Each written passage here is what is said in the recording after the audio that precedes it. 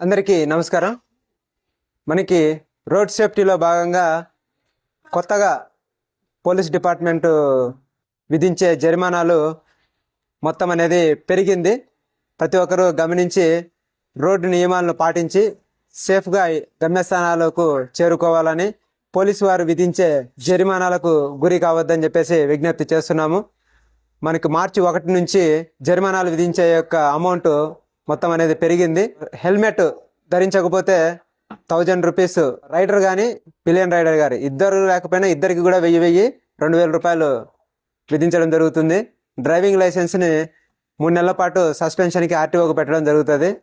Licence లేకపోతే అదనంగా 5000 రూపాయలు జరిమానా పడడం జరుగుతుంది.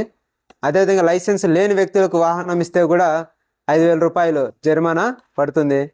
ఒకవేళ ప్రమాదం ఏదైనా జరిగిందంటే లైసెన్స్ లేని వ్యక్తికి వాహనం ఇచ్చినట్లయితే యజమానికి కూడా కేసులో ముద్దాయి అవుతారు. వాళ్ళకి కోర్టులో శిక్ష పడే అవకాశం ఉంటుంది, జరిమానా కూడా పడుతుంది.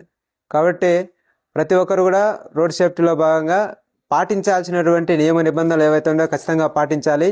ఆర్సీ రిజిస్ట్రేషన్ సర్టిఫికేట్ లేకపోయినా 1000 రూపాయలు, ఇన్సూరెన్స్ లేకపోతే మొదటిసారి అయితే 2000 రూపాయలు, సెకండ్ టైం పట్టుబడితే 4000 రూపాయలు. అదేవిధంగా సెల్ ఫోన్ మాట్లాడుతూ డ్రైవింగ్ చేస్తే మొదటిసారికి 1500 రూపీసు, రెండోసారి పట్టుబడితే 3 సంవత్సరాల లోపల 10,000 రూపాయలు జరిమానా విధించడం జరుగుతుంది.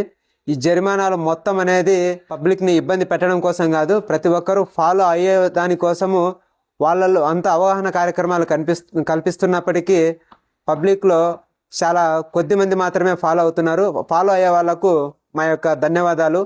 ఫాలో అవ్వని వాళ్ళకి మా వైపు నుంచి జరిమానాలు ఉంటాయి, అవి పెద్ద మొత్తంలో ఉంటాయి.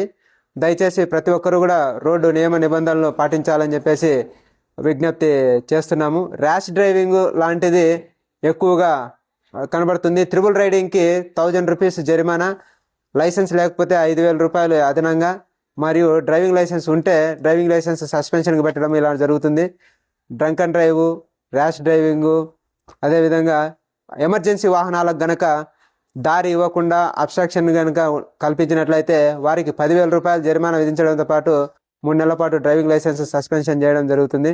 కాబట్టి ప్రతి ఒక్కరూ రోడ్డు నిబంధనలు పాటించి సేఫ్గా గమ్యస్థానాలు చేరాలని చెప్పేసి విజ్ఞప్తి చేస్తున్నాము. Thank you.